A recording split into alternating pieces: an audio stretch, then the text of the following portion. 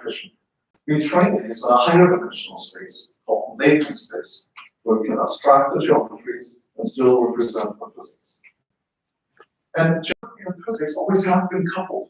Because Einstein was one of the first in gravitation to describe how mass distorts the geometry of space-time. And the curvature of space-time tells us how masses move, how planets orbit, how satellites orbit. In our lives, the geometry of the wing determines the pressure distribution of the wing and the left and right of the swing. All the spars and spans in the bridge determine the material properties, the strength of that bridge. So we can see this correlation between geometry and physics, and they encode this in a latent space. The answer is that this large physics model, that on any given geometry, can predict in about 0.2 of a second what in this case takes the CFD simulation about an hour and a half. And it does that to a very high correlation. Typically, we find correlations of around 95%, in some cases 99%, back to the validated ground truth of CFD, which after all has been around for long. What do we do about geometry? Because we can infer the geometry very quickly. Can we generate geometry quickly? And the answer is yes. In a fraction of seconds, we can generate geometries that not even human conceived geometries. These are geometries that the AI agent explores in the design space, generatively, changing the number of blades, changing the curvature of the plates and whatever else it finds interesting, while sticking within the constraints of what has to fit inside the set of our. Now, if we put all of this together, right, we have the geometry equation, we have a fast physics interpretation, and we add an optimizer to complete the loop where we generate the geometry, inference the physics, optimize this, meaning that we take the output of the physics and use that to change the geometry again. And that whole loop runs in about a second. This is real time on one GPU. Remember, 1 point of these 50 points takes over an hour. So within a minute here, we've achieved about 1% in performance improvement of this plan. Delta P, which is proportional. And in the background, we've also optimized for shear damage, for blood damage. That's a multi-objective optimization that happens. We were just looking at that. And in fact, we can add more physics into this. We have added physics like structures, for example, structure information. So we can inference on both fluid flow and structure and optimize for that. So multi-physics optimization. So it's a lot wrapped up into this. It gives you an idea of how this process runs and how we extract value out of this. Now the question is,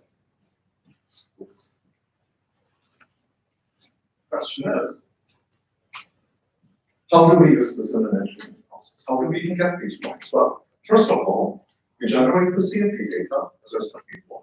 That's the gray dots that you can see on the screen barely. And that's about 150 months or so. That takes about 2 weeks to generate. Right? Our model is delivered. And what you see in the blue dots here is the model itself, the large physics model, running for about 2 days, generating 200,000 optimizations rather than 150 in 2 weeks. Now you can see that on the CFD one, there's a green sort of gray line, which was the performance boundary of where we got to the CFD in those 2 weeks. Now those blue dots, the LPM model, also creates its own performance boundary here, as you can see.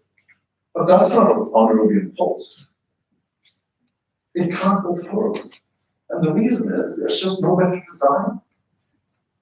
It has found all the designs that could possibly generate that performance along these contours of better blood flow and better or more blood damage. This means there is no better design within the constraints of that. We have found the limits of the physically possible, which is true. And now the designer can choose and balance between blood flow and blood damage. Now, is our model hallucinating? Is this imagination? Or is this real? Well, we know how to answer that question because each one of these points is a geometry, right? We take So that's geometry, and we just stick it back into the CFD. It's a geometry. We can be measured on the CFD and see what is the result. What's the blood damage? What's the blood flow? And the outcome is that it's quite accurately represented by the LPM. Usually we see a few percent differences. And where we don't, we just generate a little bit more data to retrain the model and revalidate. So a way of getting back to the ground truth, make sure it's real, it's high quality. Now, does this work in other contexts? And the answer is yes. We've gone from the hard thumb, size of your thumb, to the hybrid program, the size of the small house. And here we've extracted a performance increase that was about 4 years worth of development, just by optimizing geometry, which is essentially free. Costs the same to manufacturers. Well, that's incredible value. We've also done this for wind turbines. We've applied this to wind turbines. One of those use cases was where we predicted the overheating of wind turbines over a whole year worth of wind conditions. Again, which could take a long time to simulate. And the other is about 7%. This means we can configure wind turbines in a way so they don't overheat and don't have to reduce their power as a result of that. We are now working on applying this to wind farms at scale. When wind farms are built, you have to decide to replace the wind turbines. And oftentimes, you can't do this by simulation. If that wind farm is 20 wind turbines or more, it will take a year to simulate that on a small computer just to optimize those paths and configurations of wind turbines. That can't be done. So we train a deep learning model on the physics of wind farms. And in a much shorter amount of time, we can optimize that. Now, the value that can be produced here is staggering.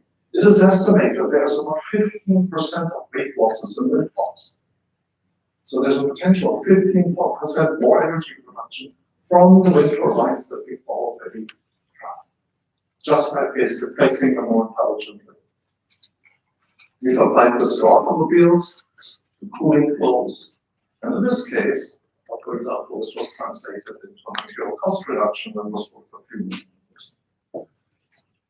Applied this to noise prediction from helicopters. You can see a pressure distribution changing across the whole helicopter blade. And the reason this is important is because in some jurisdictions, you have limits of what noise you can generate over cities. And so with this real-time solution, a pilot can plan their flight path and minimize the noise impact residents experience. Now it's interesting because you can see this going around, right? And we're changing pressures and all that. So the LPM can predict this at the speed that this blade is going around. But not in this video, but in real life. As fast as a real helicopter blade, which you can't even see.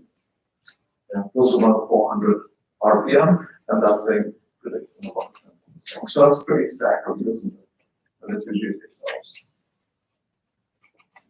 We're exploring the difficult concepts around highly turbulent and time-varying regimes. You see the aerospace example up there.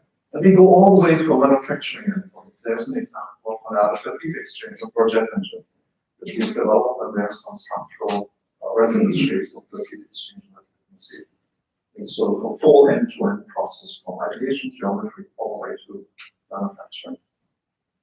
So, just in summary here, a few points. I think this transformation I spoke of earlier, remember a few decades ago we went from physical to virtual simulation of CAE. We have a new transformation from CAE to AI, from computer-aided engineering to artificially intelligence-assisted engineering. Now this isn't going to take 3 decades, this is going to take a few years. A handful of years at most. Because of the value that is at hand, the technology that exists already at different scale. So we know that engineering, as we understand it today, will change. And that's a good thing, because that is what will enable us to meet the challenges of tomorrow, like improving the efficiencies of renewable machines and reducing energy consumption of our products to meet the challenges. Thank you.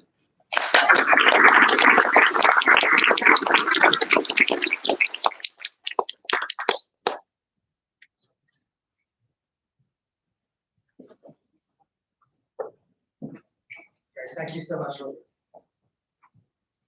Our final speaker in the AI session is Philip Davis, the president of EMEA at Siegel and Gale. And Siegel and Gale are a global brand experience company.